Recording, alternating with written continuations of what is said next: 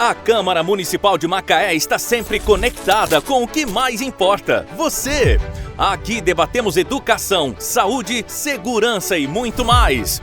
E tudo está ao seu alcance. Siga a Câmara nas redes sociais. Assista a sessões, entrevistas, projetos e votações. E participe das decisões que ajudam a construir o futuro da cidade.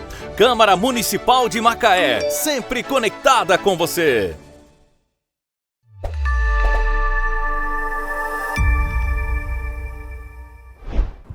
Olá, muito bom estar com você mais uma vez no nosso podcast Nossa Macaé. Nossa Macaé, onde a gente fala de coisas importantes que acontecem aqui e traz pessoas que têm sempre algo muito positivo, muito produtivo, muito valioso para a gente abordar. Hoje eu quero falar de um assunto e de uma figura do direito, da operação do direito, muito elogiada quando se precisa dela e às vezes um tanto quanto vilipendiada quando não se precisa, que é o advogado criminal. E por que eu falo que falam bem quando precisam e falam mal quando não precisam? Porque o advogado que faz a parte criminal, ele fica com um certo carimbo, vamos dizer assim. Mas quem vai falar melhor sobre as dores e delícias de ser um advogado criminal é um advogado, presidente da comissão do Tribunal do Júri da ANACRIM, que é a Associação Nacional da Advocacia Criminal, doutor Luciano Gomes. Prazer em te receber. Prazer. Aqui na nossa Macaé. Prazer é todo meu estar nesse espaço, nesse ambiente. Realmente, né, a advocacia criminal ela é um ramo diferente do direito, da advocacia, né? Porque o criminal mexe com as emoções. Então a gente, todo mundo opina, todo mundo quer entender o que aconteceu. Então por isso se torna um ramo que muitas vezes o advogado ele vai de herói a vilão. Né? Herói para quem precisa e vilão para aqueles que está do outro lado da ponta, no caso da ele atua sempre num momento muito sensível de um problema, não é? Exatamente, assim, eu particularmente trabalho mais na parte da defesa, tem colegas que atuam como um assistente da acusação que fica ao lado do Ministério Público, então muitas vezes a gente fica do lado daquele que está sofrendo a sanção do poder estatal. Certo. Entendeu? Além do poder estatal, ainda tem que enfrentar toda uma sociedade que acaba julgando ele desde o momento que acontece o fato, publicado em rede social ou passado na mídia, nos jornais, ali já começa um pré-julgamento e julgamento. Perfeito. Recentemente, poucos dias, eu me vi em meio a um embate com alguns amigos formadores de opinião. Por um acaso, nenhum deles era advogado, mas gente que lê muito e que, enfim, de muito bom senso, que dizia a respeito, era em torno de um caso que você acompanhou, obviamente, daquele sujeito que saca uma arma e acaba tirando a vida de um gari lá em Belo Horizonte. E a nossa discussão era em torno do uso do adjetivo assassino, que eu questionei, e o questionador da questão fui eu. Eu questionei por que ele era chamado de suspeito e não de assassino, visto que haviam testemunhas, fartos testemunhos, de que ele cometeu aquele crime. Bom, e aí um amigo nosso em comum, querido Jorge Magalhães, jornalista Jorge Magalhães, falou o seguinte: Silvio, não, mas eu não posso, o texto era dele, e aí ele falou, não posso chamar ele de assassino porque ele não foi julgado, não tem o trânsito em julgado, então até que a justiça determine que ele é culpado, eu tenho que tratá-lo como suspeito. É isso mesmo? É assim de fato? Exatamente. Esse é um direito constitucional, isso aí foi adquirido na nossa Constituição Cidadã de 88, porque muitas das vezes, até mesmo o acusado, aquele que confessa o crime, por si só, ele não pode ser considerado um culpado, porque essa confissão tem que vir de outros meios de prova, acompanhado naquele detalhe. A questão ali desse caso, que repercutiu muito no Brasil, a imagem por si só aponta alguém caindo ao solo, com suspeita de ser atingido por arma de fogo. Isso. Mas os vídeos não mostram a execução. Não há assim, uma imagem da execução. E no direito a gente tem uma questão que nem tudo que reluz é ouro. Entendeu? De repente não pode ter sido ele que pode ter efetuado o disparo. E muitas das vezes também pode ter sido um tiro acidental. Ainda que ele seja titulado como um assassino, que é uma questão que é uma figura de culpa, o assassino é uma figura de culpa. Então, ele precisa passar por todos os trâmites legais da justiça, do direito da ampla defesa, do contraditório, e ao final receber uma sentença condenatória, e essa sentença transitar em julgado, e sim ele começar o cumprimento da pena, para ser assim, intitulado como um culpado, um assassino. Mas é uma questão pejorativa. Muitas vezes as pessoas veem, e que eu falei cedo, veem e já julgam. Já está julgado pela sociedade. E ele será julgado, de fato, pela sociedade, que é o Tribunal do Júri, que é composto por 7 jurados escolhidos da sociedade que irá julgá-lo. Mas você vê como que a advocacia criminal ela traz um diferencial, uma dificuldade, até mesmo o advogado de defesa, nessas questões que tem vídeo, provas. Não que o advogado chega ali e vai fazer uma mentira, mas o advogado ele ouve o que realmente aconteceu. Porque a defesa não é somente a negativa de autoria. Existem outros meios, existe o homicídio privilegiado, existe questão de legítima defesa. As atenuantes, né, também. Exatamente, né? Porque a questão ali, você pega um lance final, que é o indivíduo caindo ao solo, e todos falam, foi fulano que atirou, mas não há imagem mostrando que foi ele realmente o executor. Certo. Você está falando aqui, eu estou ao mesmo tempo lembrando situações outras do direito criminal em que advogados foram bem-sucedidos e suscitaram um sentimento de muito rancor por parte da opinião pública em virtude das teses colocadas pelos advogados. Um desses casos que eu acho que é emblemático, deve ser estudo de caso na faculdade, é o do Dock Street, né? Com o Evandro Lins e Silva, né? Legítima defesa da honra. A legítima defesa da honra, que nunca tinha sido usado antes, né? E muita gente fala que aquilo foi um absurdo, mas enfim, foi uma tese que efetivamente colou para aquela época. Talvez hoje não colasse, né, Luciano? Não, eu penso diferente. A questão ali do Evandro Lins e Silva, do Dock Street, é uma questão que ainda existe no Código Penal. O artigo 121 do Código Penal diz matar alguém. Ponto. Acabou a história. E logo a seguir tem um parágrafo primeiro que trata a figura do homicídio privilegiado. Que a gente fala assim, tem um privilégio de matar? Ninguém tem um privilégio de matar. Ali é uma questão que o legislador, quando ele criou o dispositivo, ele analisou por quais circunstâncias e por quais motivações ele cometeu aquele homicídio. O fato do Dock Street ali foi legítima defesa da honra, que ele suscitou uma questão de traição, então ele, para lavar a honra dele, matou, que hoje não é permitido usar essa tese no Tribunal do Júri, já pacificado pelo Supremo Tribunal Federal. A infidelidade conjugal não dá razão a cometimento de assassinato. Não é motivo, segundo o código, o entendimento. Não, segundo o Supremo Tribunal Federal. Sim. Eu vejo de outra maneira. Não suscitando a questão, matei porque traí. Mas eu matei porque foi impelido por uma violenta emoção. É o que diz o parágrafo 1º do artigo 121.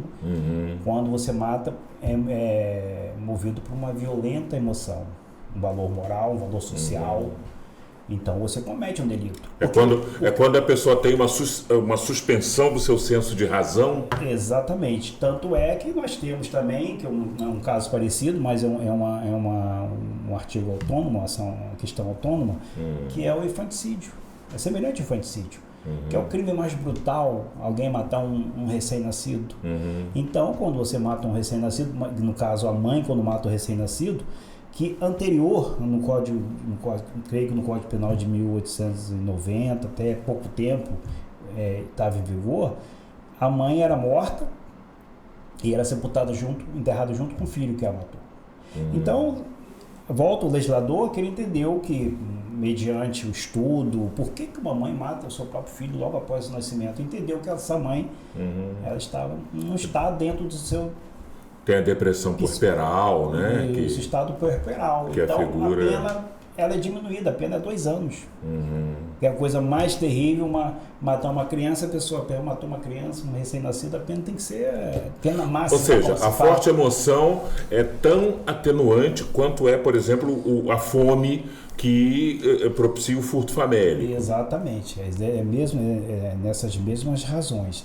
Então você usa a questão, voltando aqui, o Doc Street, o Evandro Lise Silva, que é considerado por nós criminalistas como o júri do século, mas para alguns acha que foi uma aberração, porque não deveria ter usado aquela tese. Então, assim, o Doc Street, ele matou a Denise mediante uma injusta provocação dela, segundo ele foi tomado por uma violenta emoção e no momento ali segurando a arma ele não viu, fugiu da sua consciência e acabou efetuando um disparo na direção que ceifou a vida dela. É uma coisa muito, muito complicada, né? Eu acho que em algum momento isso pode se chocar. Eu pergunto a você mesmo, em algum momento você viu as tuas opiniões ou convicções pessoais se chocando com a necessidade de defender alguém? Como é que um advogado criminalista lida com isso na prática? Olha, para ser criminalista... Você tem que esquecer que você é você, um pouco? Eu não consigo me colocar no lugar daquele que eu estou defendendo. Ah, sim. Porque, assim, por exemplo, como eu atuo muito em júri, crime de homicídio, e assim, muito feminicídio, a gente acaba pegando lá no escritório. Então, assim, eu acabo tentando mostrar para os jurados que aquilo dali não é exclusivamente do meu cliente. Ele é uma coisa do ser humano. Se é do ser humano, então qualquer pessoa poderia fazer. Qualquer pessoa que poderia estar no lugar dele poderia fazer. Nós temos os crimes brutais que estão no nosso país, a gente fala diferente. Quando a gente faz o questionamento, a gente faz a crítica, a gente está analisando a sangue frio. A sangue frio.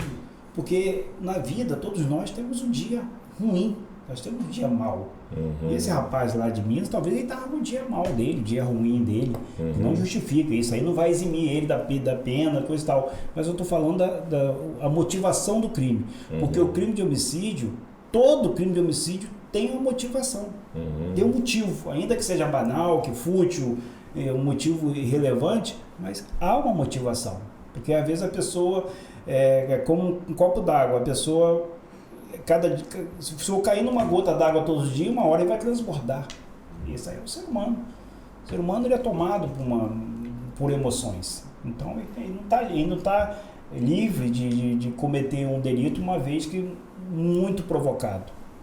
Bom, ainda falando dos anos 70, lá do Doc Street, mas não só dele, também de outros casos rumorosos que o Brasil enfrentou, a gente fala de uma época em que você tinha uma comunicação muito mais lenta, o noticiário só era exibido à noite, os jornais, tudo que acontecia num dia só aparecia no jornal no dia seguinte ou talvez no outro dia. Hoje a gente tem uma comunicação absurdamente instantânea, absolutamente em tempo real. E todo mundo virou um grande jornalista, um grande comentarista, um grande replicador de informação. Isso fez com que tudo chegue muito mais rápido. Nesse sentido, a espuma que a opinião pública pode fazer sobre determinado assunto, determinado caso, não se torna muito mais ruidosa, tanto para quem vai julgar como para quem vai defender? E aí eu engato uma outra pergunta. O advogado criminal acaba sendo, digamos, contaminado ou sugestionado por essa atmosfera da rede social? Hoje em dia realmente é muito mais difícil, principalmente os casos de repercussão. Né?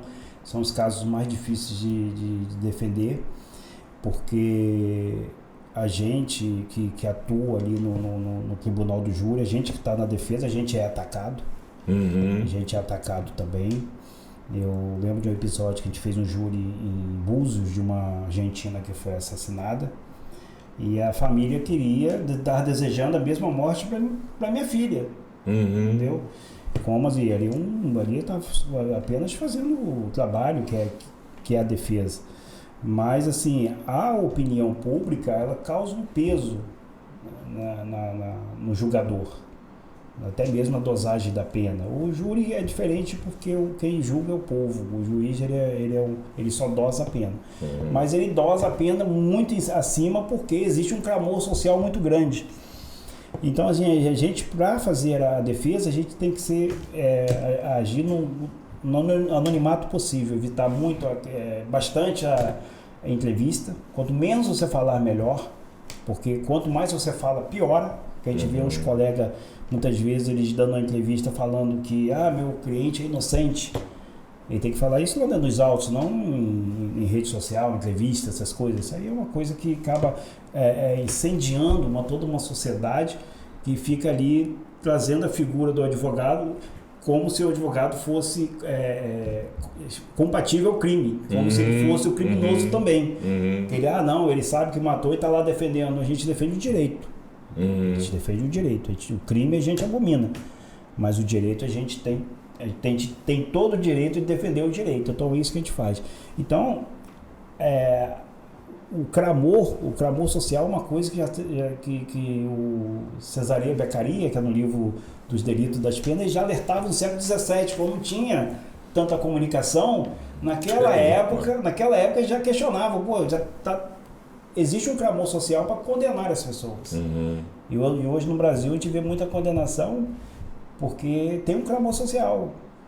A gente estava numa audiência esses dias, o próprio juiz estava falando, se a gente solta, todo mundo vai em cima do juiz. O juiz que soltou, e ele falando, mas ninguém entende que tem um advogado que pede, tem um Ministério Público que se manifesta até chegar ele na ponta. Você vê que ele, para soltar alguém hoje, ele segura, porque se ele soltar vai ter um rebuliço na sociedade, vai haver uma pressão muito grande. Então o que acontece? Hoje em dia nós temos muitas prisões provisórias por conta do clamor social. Não vamos soltar não, que vai vir um peso muito grande, o CNJ cobra porque soltou, a opinião pública também começa a cobrar, e o juiz já melhor não deixar ele preso até o julgamento. A ideia dessa, digamos, antipatia, essa certa antipatia que muita gente desenvolve com a figura do advogado, também tem um pouco a ver, eu acredito, com quem é o criminoso em potencial que está sendo defendido. Porque eu acho que é primeiro a antipatia com a figura do criminoso e depois ela se estende um pouco ao advogado. Você não acha que primeiro se compra ou não a imagem do criminoso e depois se estende isso ao advogado? Então, quando acontece um crime assim de muita gravidade, muita repercussão, as pessoas, você pega os comentários, as pessoas falam, é indefensável, né? É indefensável, o advogado está ganhando muito dinheiro para defender. Sim. Entendeu? Isso aí, vou lá pro lado do dinheiro, mas não, do lado da profissão. Se for escolhido para defender, a gente vai defender. Então, essa questão de associar o advogado ao criminoso depende muito do comportamento do advogado. A maneira como ele se comporta no seu dia a dia, não ficar o advogado não tem obrigação de estar respondendo à sociedade, rede social, isso aí não, ele pelo menos não deveria, não, né? Ele não deve. Quando eu falei a questão, eu tenho que ter muito cuidado com entrevistas. Então, isso vai muito do comportamento do advogado. Entendeu? Quando você, por exemplo, desse caso que está do momento hoje, é o cara que matou o Gari. Se o advogado chegar e falar meu cliente é inocente, ele vai criar mais atrito dentro da sociedade. Se ele ficar quieto, ele acredita que ele vai minimizar um pouco a questão dessa figura do criminoso e o advogado, os dois estarem associados. Isso. Os advogados, eles têm uma vedação, me parece que, não sei se Conselho Nacional ou da OAB, o advogado não pode fazer propaganda de si mesmo, né? O advogado não pode anunciar né? Não pode botar um anúncio no jornal, no rádio ou na televisão. Então, não acaba sendo nesses momentos, principalmente aqueles que têm um pouco mais de ânsia de aparecer, o popular pavão, como se diz na gíria, que aproveita para também fazer o seu lobby pessoal e botar o seu cartão de visita? Então, isso aí é uma questão que tem, que eu falo, a advocacia criminal, principalmente a criminal, outros ramos de direito também, que tem processos que são sigilosos, e tem que ter muito cuidado na hora de expor questões do seu caso. Porque quando você expõe muito o seu caso, quando eu estou falando, eu vou repetir aqui, o advogado criminal ele tem no máximo, evitar o máximo de entrevista, porque toda vez que ele faz entrevista, ele está expondo mais o cliente dele. Muitas vezes é melhor deixar a entrevista de lado, que a sociedade vai esquecendo, mas toda vez que o advogado faz o lobby, faz a propaganda, estou defendendo o caso X, aqui dali, volta de novo a sociedade, desperta a sociedade continua inflamando em cima. Então, eu não sei se tem advogados, se os colegas fazem com intenção de lobby, de querer aparecer, mas eu procuro, assim, sempre, você que me segue na rede social, eu sempre coloco o meu trabalho na rede social, mas eu procuro evitar o número do processo, o tipo, essas coisas todas para ter mesmo. E também eu converso também existe um acordo entre cliente e advogado para questão de exposição. Às vezes fala assim, não quero que você publique o que aconteceu. Eu não publico, mas existe um acordo entre cliente e advogado, questão da minha publicação em rede social do meu trabalho, que eu acabo expondo somente o meu trabalho, mas nunca botei foto de pessoas, essas coisas assim. Um debate no júri ali, que realmente aparece que o júri é público, tem uma plateia ali, de qualquer maneira ele vai estar aparecendo, e a gente acaba apontando ali no momento das publicações. Eu te perguntei, me apeguei nesse ponto da visão da opinião pública sobre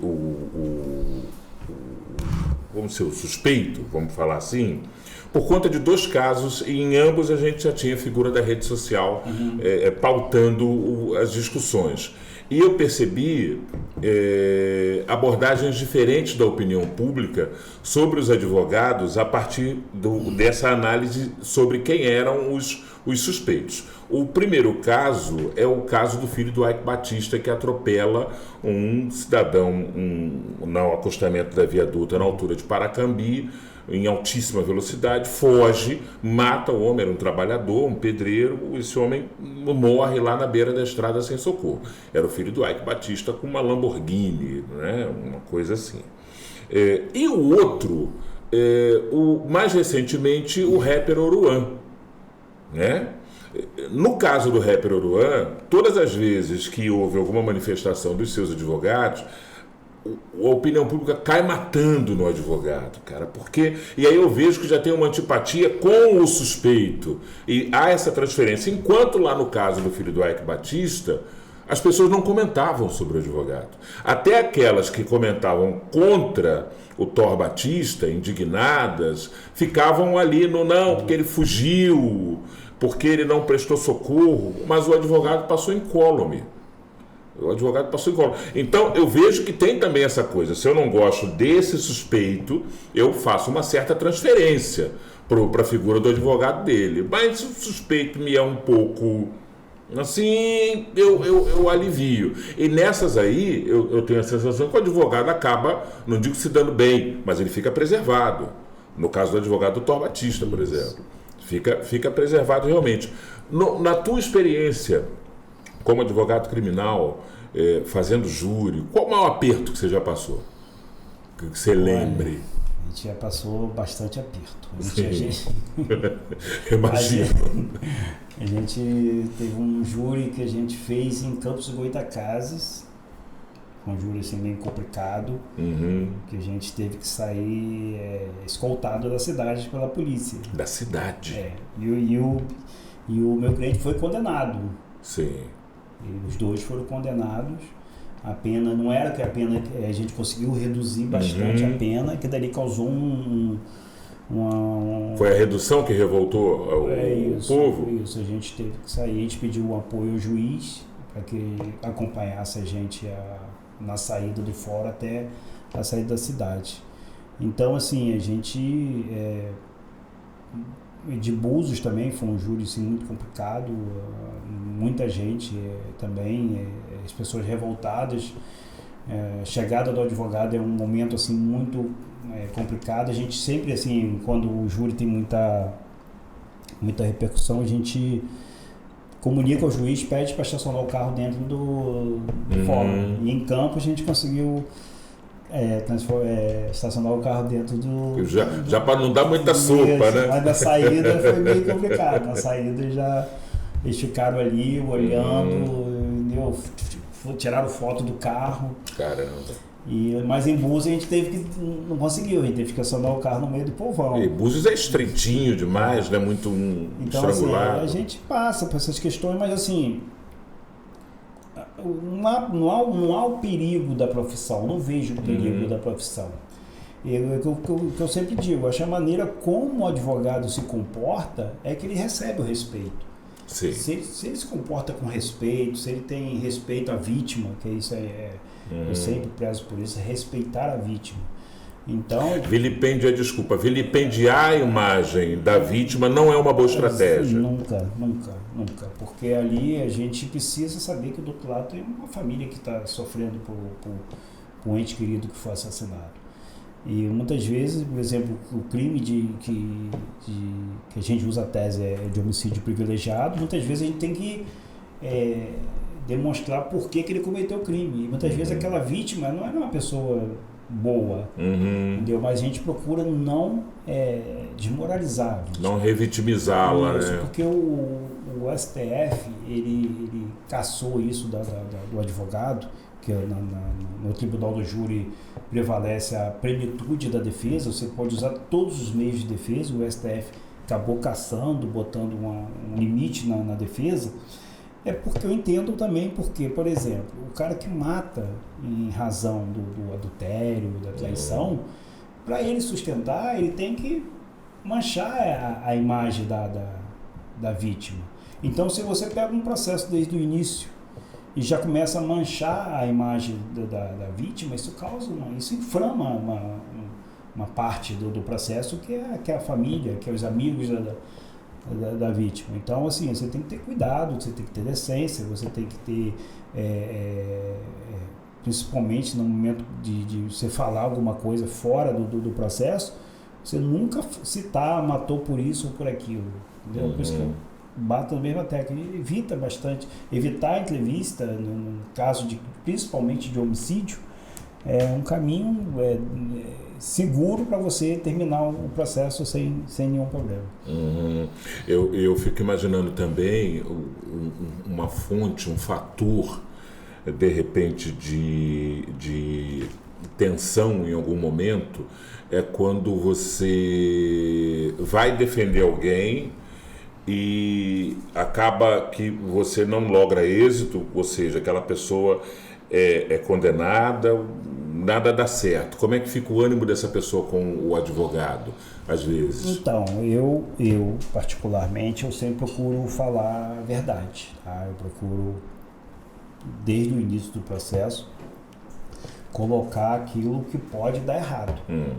Deixar a pessoa ciente do... Isso, pode dar errado. Porque o que acontece? Muitas vezes o advogado ele faz uma promessa. Não, você vai ser absolvido. Eu fico imaginando, é isso aí. A promessa para a pessoa que está em cometimento de crime é a esperança. Sim. Entendeu? E muitas vezes ele investe tudo naquele advogado que prometeu que ia dar essa absolvição. E a gente lida com pessoas que cometem crime, quanto mais, aquela pessoa que está no mundo do crime. E tem pessoas que não, pessoas que cometem um crime eventualmente, principalmente no caso de homicídio. A maioria das vezes são pessoas que cometeram um crime eventualmente. São primários até aquele momento, né? Exatamente. Então, assim, se você faz uma promessa de que ele vai ser absolvido e chegar no júri dar errado, com certeza ele vai cobrar. Ele vai cobrar. E aí sim eu acredito que possa correr risco. Aí muitas vezes é o risco da profissão do advogado criminalista. Sim. É quando ele promete. Quando ele promete que vai conseguir aquilo que não depende somente dele, depende entendimento do Ministério Público, do juiz ou dos jurados. Ou seja, ele promete algo que ele efetivamente não pode prometer, porque ele não tem domínio sobre aquilo. Nenhum. Porque é o que eu falo, ele tem que fazer um bom trabalho. Se for um processo comum, depende do entendimento do Ministério Público e depende do entendimento do juiz. Ainda que ele faça uma defesa brilhante, somente de júri, que a gente tem um tempo ali de 1h30 ou 2h30 para explanar, né, em questão de defesa. Aí vai depender o que os 7 jurados lá, se a gente vai conseguir convencer 4. Entendeu? Isso aí depende muito, isso aí não é certo a gente falar. Eu entrei nesse caso para que você vai estar absolvido.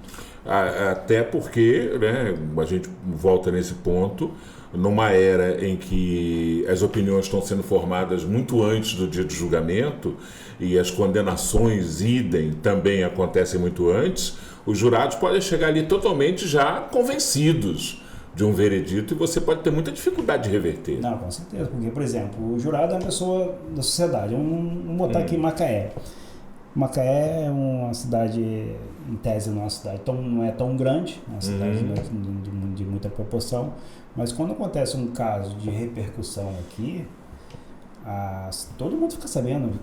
Os pequenos homicídios, todo mundo aqui em Macaé fica sabendo. Então, assim, quando é uma pessoa muito conhecida, e se essa pessoa for a júri, um jurado pode ter estudado junto, pode ser um amigo da família, amigo do amigo. Natural. Entendeu? Então, geralmente, quando o caso assim, tem muita repercussão, o ideal é fazer a mudança do julgamento. Você tem que pedir o desaforamento do júri para outra cidade. Sim. Para que não haja uma interferência no clamor social. Isso é um movimento comum. Olha... Comum não, ele é possível, é um movimento possível. É um direito, seria achar que o clamor é muito grande, o clamor social é muito grande, a pessoa é muito conhecida, aí sim o ideal é você pedir um desaforamento para uma cidade. Isso parte do defensor. É isso, o pedido dele. Tá, entendi. Um termo que se usa muito quando se refere aos advogados criminais, que eu acho, obviamente, que é um termo pejorativo, até pela composição desse termo. Como é que você lida com essa terminologia? Fulano de tal é advogado de porta de cadeia. O que é isso? Como é que você recebe isso? Então, é chato, é ruim, porque... É depreciativo, né? É assim, porque eles acham que a gente não trabalha em outra coisa, só fica ali na porta da delegacia esperando alguém ser preso para tomar aquele cliente. Isso. Então as pessoas falam, isso aí é um advogado de porta de cadeia, eu uso esse termo, quer dizer, um advogado que se ele não ficar ali, ele não consegue cliente. Então, assim, é um desmerecimento da profissão, porque, por exemplo, eu vou muito em delegacia quando chamado, eu não visito a delegacia se não tiver alguém me chamando. Que te convoque lá. Isso, eu não vou lá ver se tem alguém preso para... Então, assim, esse termo de delegado de porta de cadeia, não sei de onde surgiu, mas pode ter sido porque os advogados tinham o costume de ficar indo na delegacia para ver se... Hoje em dia não tem essa comunicação que tem hoje. Hoje em dia, alguém vai preso, é o WhatsApp, é a rede social, a família logo chega até você. Isso, aí na delegacia chega a gente toda hora presa. Então, você fica ali, você já aborda, a família já vê você, já de terno e gravata, fala, você é advogado, meu filho foi preso, então faz defesa. Então, talvez por isso que nasceu esse termo aí, advogado de porta de cadeia. Eu não tenho tempo de ficar na porta da cadeia. Eu não tenho esse tempo de ficar indo todo dia. Não tem como, isso aí não dá. Deve ser realmente uma relação muito, muito curiosa, né? Com as famílias, principalmente, porque você falou agora, meu filho foi preso, eu fico pensando na aflição dos pais, né? Das mães, na ânsia de tentar reverter. E acaba meio que o advogado acaba virando meio que um pouco de tábua de salvação também, não é? Aí a gente acaba sendo advogado, psicólogo e conselheiro, porque eles chegam no extremo, né? Somente mãe. A mãe é a que mais sofre nessa linha de sofrimento ali da pessoa presa. Então a angústia é muito grande. Então quando ele encontra o advogado, ele tem a figura do advogado como aquela pessoa que vai tirar aquele ente querido das garras do poder do Estado.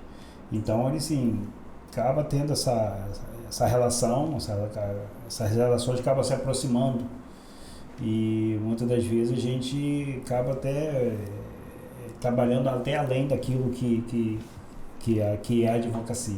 Uhum. Você também faz direito de família, não é? Não? Não. Você faz só o criminal? Só o criminal. Você faz só o criminal. Porque o direito, o advogado, ele tem um atendimento de vara de família, questões de divórcio, coisa de paternidade, criminal, o empresarial, tributário. Não. Ele é muito amplo. Tem gente, por exemplo, que só se especializa em tributário e não faz nenhuma outra coisa. Tem gente que faz família e não faz outras atividades. Você, no caso, o teu sacerdócio é a advocacia criminal. Sim, assim, antigamente fazia tudo. O advogado antigamente, ainda tem advogados que fazem tudo. Então, assim, eu não vejo nessa linha de o advogado fazer tudo. Hoje não dá. Antigamente até dava. Hoje em dia o direito ampliou muito, é muita lei. Então, a gente, assim, muitas vezes a gente pode se perder. Eu conheço o direito de família, conheço o direito trabalhista, conheço o direito civil, mas só que você tem que se especializar no ramo, para fazer uma coisa boa, entendeu? Então, para isso, você precisa estar por exemplo, fazer um divórcio. Eu sei fazer um divórcio, eu sei fazer uma guarda, mas só que não é a mesma coisa do que eu faço na área criminal. Tem minha especialização, principalmente em crimes de competência do júri, tem especialização, tem pós, para realmente melhor atender aqueles que me procuram. A gente se acostumou com o cinema, né, particularmente o cinema americano, com as novelas, mas mais com o cinema. Eu acho que o cinema ele foi mais pródigo nesse negócio. A gente se acostumou a ver os júris. E na vida real, no teu dia a dia, não tem nada a ver com aquilo, né? É totalmente diferente. Mas existe um componente que eu queria saber se é o mesmo, que é o jogo psicológico. O júri é também um trabalho de jogo psicológico, de resistência psicológica também? Olha... Porque você tem que convencer 7 pessoas. É com elas que você tem que... Já não é mais com o juiz, né? Isso. É com elas. Isso é um trabalho também psicológico muito forte, não, Luciano? Sim, é um laboratório. É um laboratório com esse conhecimento do direito e principalmente conhecimento do processo. Você tem que conhecer o processo. E assim, esse filme é uma ficção. Mais boa oratória do que ferramentas de linguagem, por exemplo? Ou é um pacote? Eu entendo que a boa oratória é fundamental no júri e conhecimento da técnica do direito penal, do direito do processo penal, Constituição Federal. E o júri tem uma especialidade que você tem que ter conhecimento amplo. Você só não fala só do direito criminal, você fala de tudo. É bom você conhecer qual é o costume daquela cidade. A gente fez um júri em junho lá em Pernambuco, cidadão que entrou dentro da casa lá de um amigo que bebiam junto e disparou um tiro de 12 lá. Eita, nós. E foi absolvido. Olha o que a cachaça faz, hein? Gente, vamos maneirar na bebida. Entendeu? Mas só que a gente estuda como que é aquela área, como que as pessoas têm quais são os hábitos. Os usos e costumes, isso, né? Isso, porque isso aí é muito importante no júri, porque às vezes uma região é diferente da outra, o costume. Às vezes você brinca de uma coisa com uma pessoa aqui, lá na outra região é uma coisa muito tomado como ofensa. Muito ofensivo. Então, verdade. assim, o júri, a questão do filme é um pouco parecido, não é assim idêntico, mas é um pouco parecido. Você tem que ter um vasto conhecimento de história, de religião. Então ali você tentar convencer o jurado, aí você vai precisar de uma boa oratória, porque você tem 1h30 para convencer 7 pessoas. Na verdade, das 7, você precisa convencer 4, precisa de 4. Mas assim, o jogo psicológico entra porque o Ministério Público fala primeiro, fala o segundo, o Ministério Público volta em réplica e eu volto em réplica, eu sempre falo por último. Então, assim, o que o Ministério Público fala, você rebate. Você rebate sobre aquilo que o Ministério Público está falando e você tenta demonstrar para o jurado que aquilo ali, nos fatos, não são como estão dentro dos autos do processo. Porque muitas vezes a polícia em si, quando ela faz aquela fase pré-processual, que é a fase inquisitória, que só o delegado tem acesso, que é a fase de inquérito, e ali ocorrem muitas falhas. Então ali porque ali não existe o contraditório, ampla defesa, então ali você não consegue fazer... Ele vai coletando coisa, o depoimento... Tanto é que nos crimes de competência do Tribunal do Júri, e também nos crimes comuns, a polícia ela não reúne provas.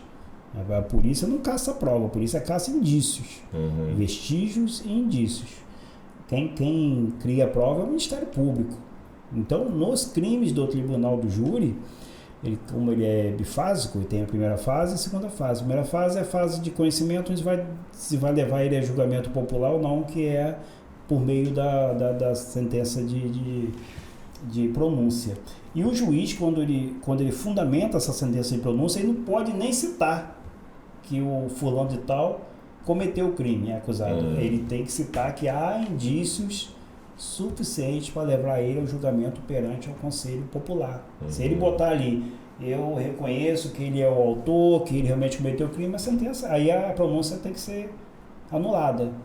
Aí você anula a pronúncia, faz a pronúncia de novo aí, porque isso não cabe no direito processual penal. Então, assim, nem o juiz tem capacidade de dizer que há provas nos autos, no crime de homicídio, para submeter alguém ao júri popular, para não influenciar o jurado. Interessante. Para não influenciar. Você está estabelecido aqui em Macaé, não é isso? Eu repetir, finalizar aqui. Sim. A questão, eu sempre uso um termo que é uma síndrome. O juiz ele age como Pilatos. Ele não, como Pilatos não viu o crime em Jesus, lavou as mãos e levou ele ao povo para julgar. Do mesmo modo, o juiz ele age da mesma maneira. Ele não pode ver se há crime. Ele lava as mãos e entrega ao povo para ele deixa por conta do júri. Isso. E ele não interfere, ele não pode interferir, nem durante o julgamento. Fica um mero espectador ali coordenando os trabalhos. Certo. Interessante. Bom, se você pudesse se dirigir a quem pretende cursar direito, né, ou quem já começou a cursar direito e ainda não definiu uma área de atuação, o que você diria em defesa da advocacia criminal para esses jovens? Olha, o direito em si ele é muito bonito. O direito é um ramo assim. Eu acho uma ciência humana fabulosa o direito. Exatamente. Eu gosto muito. E você lida com pessoas. O direito e a medicina são pessoas que estão praticamente no UTI, né? Você está precisando de um profissional que o socorre.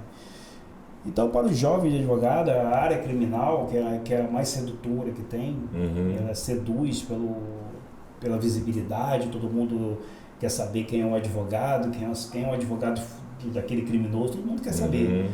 Então existe uma sedução nesse sentido. O criminal glamoriza um pouco a atividade do advogado. Então tem que ter muito cuidado, muitas vezes ele não tem o dom, ele não tem um tato para aquilo ali. E muitas vezes ele acaba pegando um ramo por achar que traz muita visibilidade, mas ele não consegue desempenhar uma boa atuação dentro de um processo criminal que tem que ter muita cautela. Então, assim, quem está querendo entrar para o ramo do direito criminal, bebeu até um gole d'água, porque isso é sinal de que a dica é boa, hein? Escuta aí. Então, a primeira coisa é se especializar. Por exemplo, júri, você tem que se especializar em medicina legal, em perícia criminal, em local de crime, psicologia, psiquiatria. Então, essas coisas você tem que estar sempre lendo, sempre buscando entendimento, como funciona. E a vida não é um glamour como todo mundo acha, tá? Não é esse glamour, é presídio muito complicado de ir. Fazer defesa de processo de homicídio é muito complicado, porque existe, do outro lado, existe vítimas, e essas vítimas que têm seus parentes, esses parentes, muitas vezes, um depoimento de um parente no júri é muito complicado, porque existe um apelo muito grande, aquilo ali pode comover. Então você tem que ter muita consciência de que você está lidando na defesa de alguém que matou outro. Então você precisa ter esse respeito, você tem que estar nas duas pontas, você tem que estar no lugar daquele que cometeu o crime e no lugar da família. E ter um apreço pela vítima. Entender que aquela pessoa também está sofrendo, que perdeu um ente querido.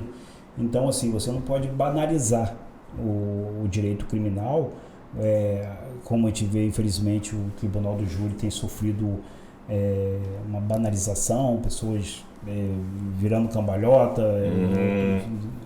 Então, essas coisas, a gente precisa saber que o júri é um ritual e que ninguém sai vencedor e perdedor. Quando a gente já entra ali, já entra perdedor, porque para se formar um tribunal do júri é porque tem que acontecer uma tragédia. Alguém tem que ter a vida ceifada para a gente se reunir para julgar aquele que cometeu aquele delito. Luciano, doutor Luciano Gomes, quem quiser acompanhar, conhecer um pouco mais do teu trabalho, você está nas redes sociais, não é? Você está lá no Facebook, está no Instagram também. Sim. Procurando lá Luciano Gomes ou doutor Luciano Gomes, como é que você está lá? Então, eu não posso fazer passar essa informação do endereço. Mas eu posso. Você procura na rede social, vai achar o Dr. Luciano Gomes. E até porque eu acho que eu posso fazer isso numa boa, porque o Dr. Luciano, ele não faz, eu sigo ele não faz propaganda.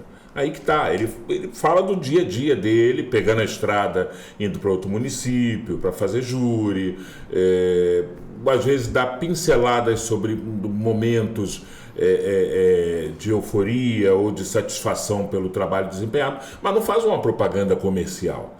Então, eu acho que é legal você ver isso e até ver o dia a dia de um operador do direito, né, que antes de tudo também é um cidadão comum, flamenguista, segue o líder falando nisso, né? Segue o líder, né? São momentos diferentes da vida, do dia a dia, do lazer, e até para que as pessoas vejam o advogado como uma pessoa comum, como mais um trabalhador, como mais um operário dessa grande indústria que é o Brasil, né? Onde todo mundo desempenha uma atividade profissional, independentemente de se é no direito, se é na medicina, se é na comunicação, se é na construção civil, seja onde for, todos somos trabalhadores. Né? Exatamente, porque não tem um glamour. Tá?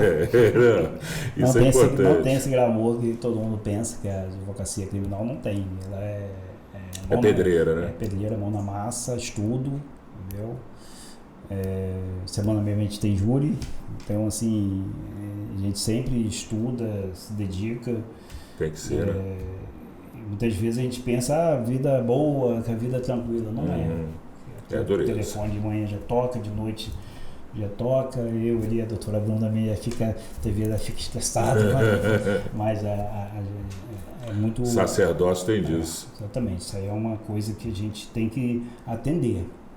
Tá? Porque a esperança que eles colocaram na gente. Então, toda vez que a gente deixa no vácuo, acho que a esperança vai Dor não tem hora, vai né? esvaziando. Dor não tem hora. Doutor Luciano, quero te agradecer muito, desejar sucesso, te agradecer por você ter aceitado o convite e desejar sucesso sempre. Seja em favor de quem for, não importa. Desejar sucesso acima de tudo, porque a gente precisa do direito, né? Quando a gente pensa que já viveu um período em que as garantias individuais foram solapadas, que o direito foi submetido à vontade do ditador da hora, quando nós tivemos um Supremo fechado, e muita gente não sabe disso, pensa que isso é folclore, isso é real, tivemos garantias individuais sendo suprimidas, a gente vê a importância do direito na vida das pessoas. Eu quero te agradecer muito, desejar sucesso sempre. Eu que agradeço o seu convite, você me chamou outra vez, mas não pude vir por causa do compromisso, e a satisfação aqui também se precisar, para outro momento, a gente falar de outros assuntos também. Claro. A gente está aí, é uma satisfação muito grande. Maravilha, maravilha, gente. Mais uma vez, muito obrigado. E o Nossa Macaé, como eu sempre digo, é isso. A gente fala de assuntos importantes, de coisas que acontecem aqui na nossa cidade, como é o caso do Dr. Luciano, que é uma pessoa que opera o direito aqui, né, e que tem uma contribuição muito importante para toda a sociedade de Macaé. Eu peço a você mais uma vez, se você não é assinante ainda do canal TV Câmara, assine esse canal, ative o sininho das notificações, porque você vai ser avisado de que tem conteúdo novo, tá bom? Compartilhe esse podcast aqui com os amigos, hein? Manda para todo mundo aí, pessoal do Happy Hour, grupo da família, passa aí para todo mundo, porque é importante. O que a gente tratou hoje aqui é muito valioso. Temos um encontro marcado na nossa próxima edição. Um forte abraço e até lá.